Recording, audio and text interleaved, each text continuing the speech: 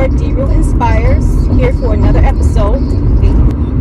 How's everybody doing? I try not to interrupt what's going on in the house with my, my videos. So most of the time you guys are going to see me taping in the car because it's way too hot outside to tape.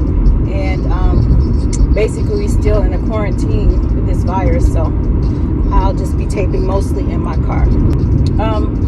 I'm here today to talk to you about trusting your instincts and what are instincts, right? So let's start with the what are instincts? So let me think about that for a second. My general definition for what an instinct is an inner feeling. Now that's not the Webster dictionary definition, but that is my definition only because that is what I get in certain situations and circumstances that kind of lead and guide my decisions, right? You ever had that like knowing without really knowing how you know something? It's based off of a feeling. I think that's what an instinct is. And it's important, very important, especially for young people, to trust your instincts in certain situations. Because your instincts are what guide you throughout life. A lot of people call it like a spiritual guide or angel, whatever. I mean, it could be that. I don't get all off deep into that type of thing, but I call it instincts only because it's what has kept me from a lot of danger in my life. And also, it's something that could have kept me from danger that I didn't pay attention to. And I'll give you a for instance. I should have listened to an inner voice or inner feeling about a situation, and I did not. The very first time I had like a really gut feeling or instinct, or actually it was a voice. It was something that said to me, move over into another lane. So I was driving to get my kids, picking them up from my mother's house. And it was raining. And all of a sudden I'm hearing, get over into the right lane. And my thought was, where's this coming from? You know what I mean? Like, why am I hearing this right now? Get over to the right lane. It's nothing that I can see physically. So I'm like, okay, I don't know what that was about, but I'm just going to stay here. God is my witness. Not even 5 minutes later, I ran over a deep pothole, almost a manhole, and it bust my tire. And I said to myself, wow, wow, wow.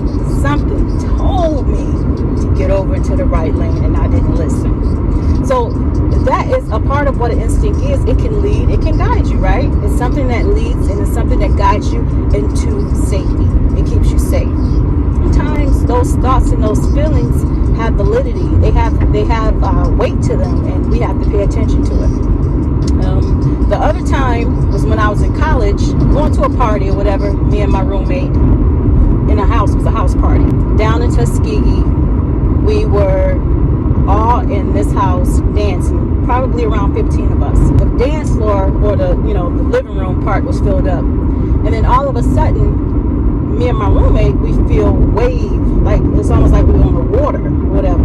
It did not register that was something dangerous. I don't know why I didn't, but maybe I was just too happy to be out on a weekend. But it didn't register to me that was something dangerous. And so we're still like dancing, and I'm still feeling the floor wave, like almost like bounce, right? And then all of a sudden, I just got this like real ill feeling. And my roommate did too. Like both of us got this ill feeling, and we were like, let's go. So we left, and as we were leaving, we heard emergency trucks heading back to the party or in that direction.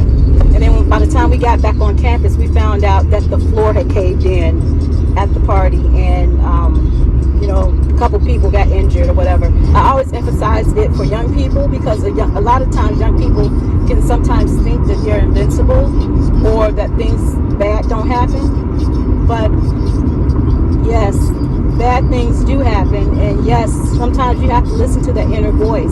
It could be your guardian angel, it could be your spiritual guide, it could be the Holy Spirit, it could be anything that's for you, that's showing you that you're going down the wrong road. And it's important for you to listen to that voice. Like for me, not only do I have instinctual feelings, but sometimes I'll have dreams that could lead me to truth. Doesn't really make sense to me, but I've known it to happen to me where dreams helped me in certain situations. And I'm a vivid dreamer. I dream a lot. I don't know why I dream so much, but this particular dream, I think, piggybacked on the fact that I had this real bad blister over my lip here. You don't ever see me wearing lipstick. I just wear lip gloss.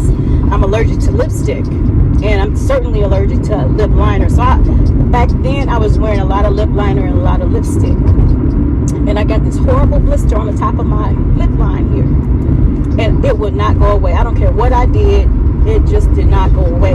So my lip right up here was like something had bit me. It was swollen. One day I had a dream, right? And it was this really old woman, and she talked to me like she knew me, and she said, "Baby, you need some iodine on that." And I woke up and I said, I'm going to the store and I'm getting me some iodine, because I don't know why I would have this dream, and I don't even know nothing about iodine to even say if what she's saying is true or not, you know. So I said it's worth the try, right? Because my lip was not getting any better. And sure enough, put the iodine on top, and although iodine does stain a little bit, it took away whatever that was on my lips. Now, I wanted to think that it was an allergic reaction, and I really did want to think that, but nothing helped. That is another example of things, and in my case, dreams that have helped me in my journey through life. I do believe that, you know, we have people maybe on the other side who's looking out for us, who cares about us, and who just wants, you know, what's best for us. So I do kind of think that we do have guardian angels. But why have a guardian angel if you're not willing to listen to that guardian angel? Because it's only there to help you. And you'll know the difference between, you know, a ministering angel, someone who's there to actually help you, because you'll get a peaceful feeling. And then you'll know the difference between something that isn't for you, because you won't have peace. So that leads me to what I wanted to say next. Follow peace. Follow peace. What is following peace? Following peace is having peace about any situation that you're in or you're about to get into. If you have no peace about it, don't do it. I always tell people that when they're trying to make decisions, the first thing I ask them is, do you have peace about it? If you have no peace and you have this big question mark over your head, don't do it. Wait until you have peace about it. If you have peace, you're not questioning whether or not you should do it. You just do it, right? When you have that feeling of nervousness and not sure, then there's a good chance that you shouldn't do it. Now, granted, there are times when we're naturally nervous about doing something. Like, I'm naturally nervous about singing in front of a lot of people. Now, those are just good nerves.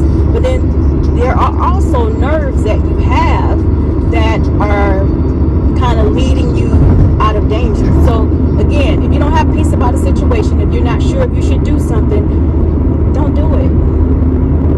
If it's within your control, don't do it, because there's a good chance that it's leading you out of danger. I just wanted to talk briefly about following our instincts, because again, a lot of young people need to follow their instincts. If you don't feel right about a person and you get like this, I don't know exactly why I feel this way about this person, listen to that.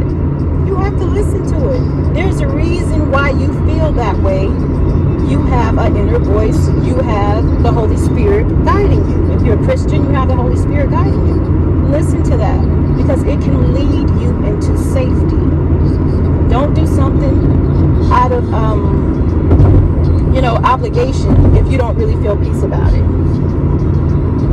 Again, I'm going to say that again. Don't do something out of obligation if you have no peace about it. Don't make yourself be with somebody if you have no peace about being with that person. If it's not a peaceful situation, don't do it.